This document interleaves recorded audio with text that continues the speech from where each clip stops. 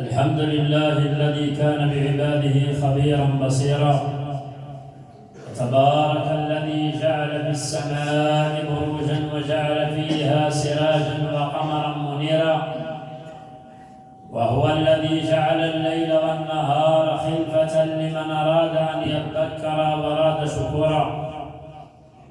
وتبارك الذي نزل الفرقان على عبده ليكون للعالمين نذيرا، الذي له ملك السماوات والأرض ولم يتخذ ولدا ولم يكن له شريكا في الملك، وخلق كل شيء فقدره تقديرا. واتخذوا من دونه آلهة لا يخلقون شيئا وهم يخلقون، ولا يملكون لأنفسهم ضرا ولا نفعا ولا موتا ولا حياة ولا نشورا. وأشهد أن لا إله إلا الله، وأشهد أن محمدا عبده ورسوله، بعثه الله هاديا ومبشرا ونذيرا وداعيا إلى الله بإذنه وسراجا منيرا، وعلى آله وصحبه وسلم تسليما كثيرا.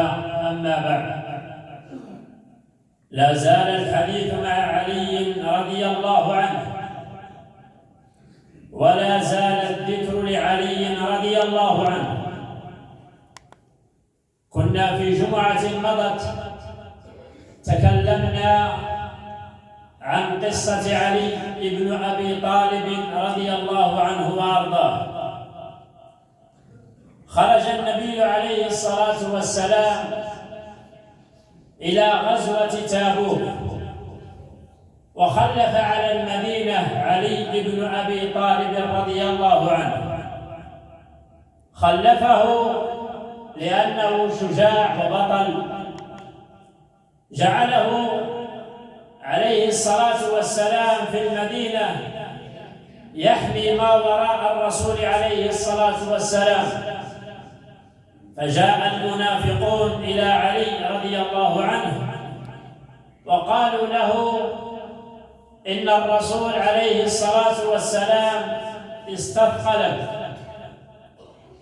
لأنك ثقيل عليه.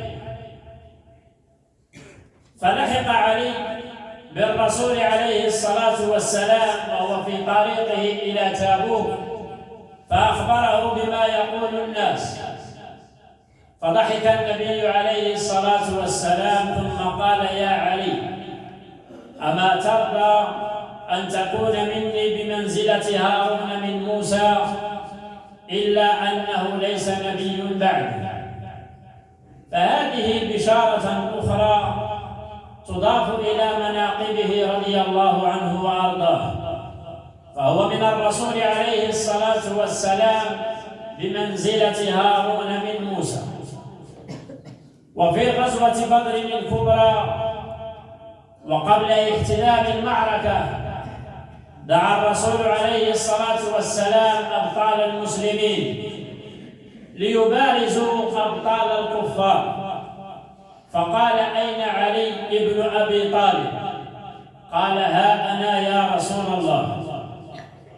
فخرج وبرز الوليد بن عتبة فقتله علي رضي الله عنه، ثم اشتبك مع الكفار في صراع دام فقتل منهم مقتلة عظيمة.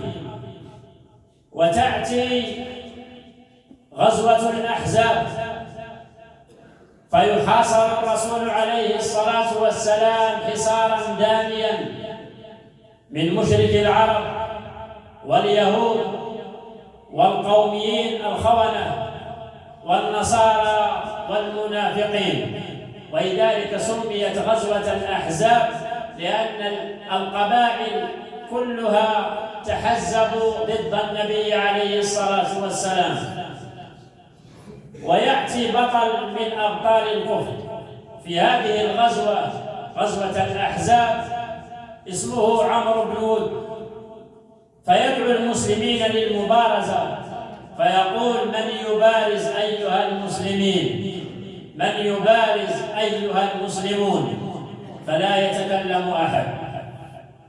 فيرد فيقول: من يتقدم ليبارزني أمام الجماهير؟ فلا يظهر أحد. ولكن علي رضي الله عنه وأرضاه لم يرضى بذلك، فيقول: أنا يا رسول الله. فقال عليه الصلاة والسلام: يا علي، إنه عمرو بن ود. فقال: ولو كان عمرو بن ود. فنزل له علي رضي الله عنه، وتبارز البطلان، بطل الإسلام وبطل الكفر، وبرقت السيوف وارتفع الغبار. وكان النبي عليه الصلاة والسلام يدعو الله عز وجل ينصر علي، وانجل الغبار، وإذا بعلي واقف على صدر عمرو بن ود وقد قطع رأسه وسيفه يقطر دما. فكبر النبي عليه الصلاة والسلام وكبر المسلمون معه. وكان علي رضي الله عنه كثير ما يردد ويقول: إن الآخرة قد ارتحلت مقبلة، وإن الدنيا قد ارتحلت مدبرة، فكونوا من أبناء الآخرة ولا تكونوا من أبناء الدنيا، فإن اليوم عمل ولا حساب، وغدا حساب ولا عمل. تولى الخلافة رضي الله عنه 5 سنوات كانت كلها مواجهة. واجه الخوارج وأدبهم، وواجه المتمردين وطردهم، وواجه البغاة وشتتهم، فحياته كلها مواجهة. قلبه مجروح، وجسمه مجروح، وعرضه مجروح من أهل النفاق. ظل فقيرا رضي الله عنه، لم يشبع ولو يوما واحدا. رجع إلى أهله ذات يوم فقال: هل عندكم طعام؟ قالوا: لا.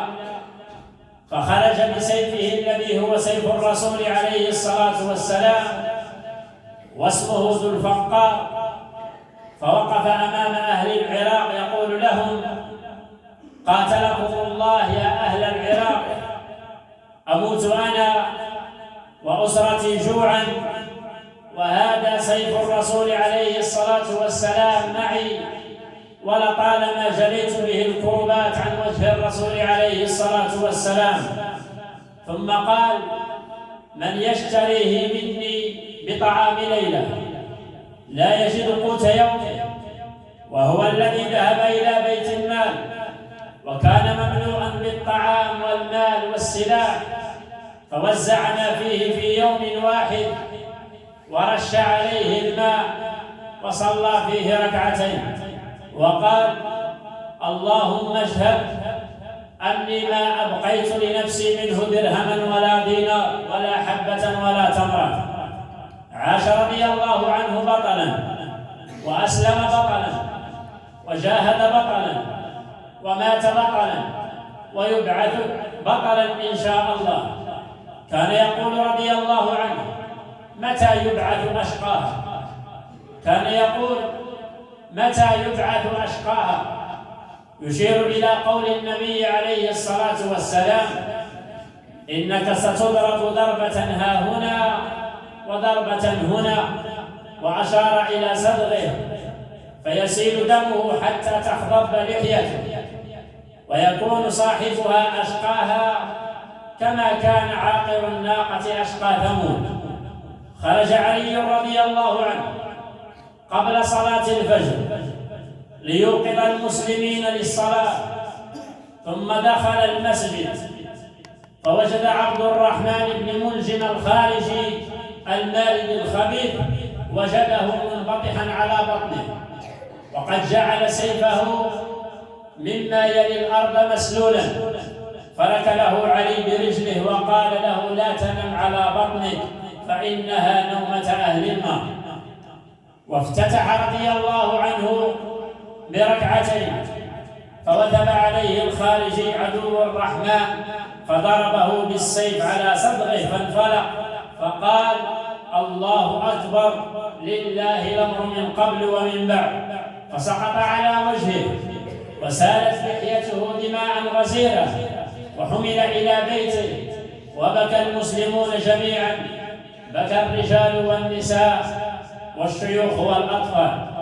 قتل علي بن أبي طالب رضي الله عنه، وقد كان ينتظر الموت وينتظر الشقي الذي سيقضي عليه ويصدق عليه قول الشاعر: أبا حسن لهفي لذكراك لهفة يباشر مثواها الفؤاد فينضج، متى تستعيد الأرض ثوب جمالها فتصبح في أثوابها تتبهرج، عفاء على دنيا رحلت لغيرها فليس بآل الصالحين معرج، كدأب علي في المواطن كلها أبي حسن والغصن من حيث يخرج.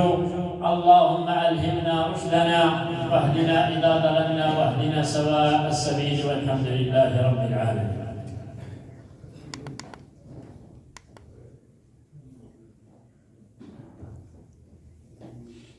الحمد لله رب العالمين، والعاقبة للمتقين، ولا عدوان إلا على الظالمين، وأشهد أن لا إله إلا الله ولي الصالحين. أما بعد، أيها المسلمون، لماذا تحدثنا في جمعتين عن علي بن أبي طالب رضي الله عنه وأرضاه؟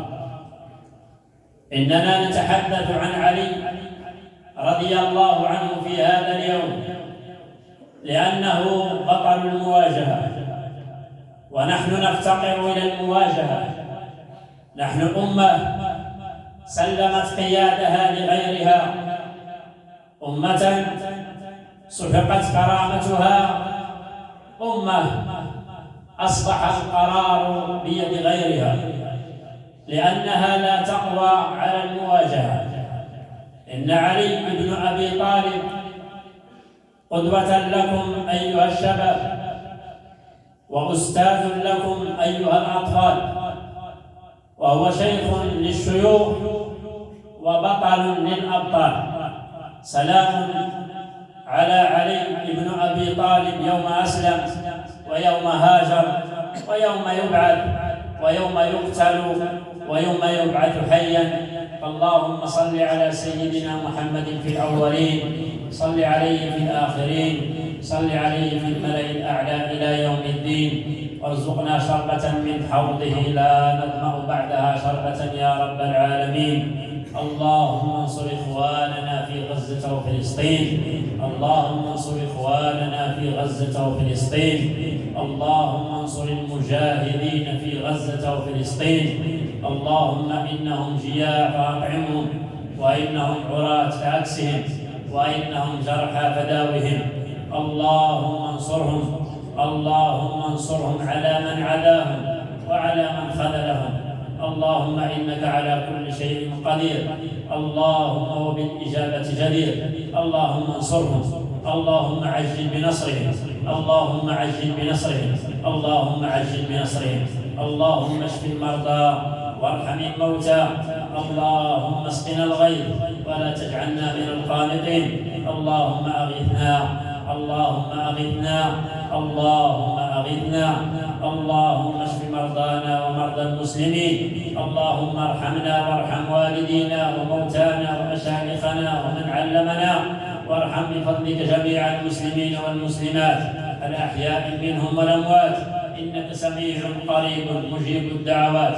عباد الله، إن الله يأمر بالعدل والإحسان وإيتاء ذي القربى، وينهى عن الفحشاء والمنكر والبغي، يعظكم لعلكم تذكرون. فاذكروا الله العظيم يذكركم، اشكروه على نعمه يزدكم، ولذكر الله أكبر والله يعلم ما تصنعون. سبحان ربك رب العزة عما يصفون، وسلام على المرسلين، والحمد لله رب العالمين.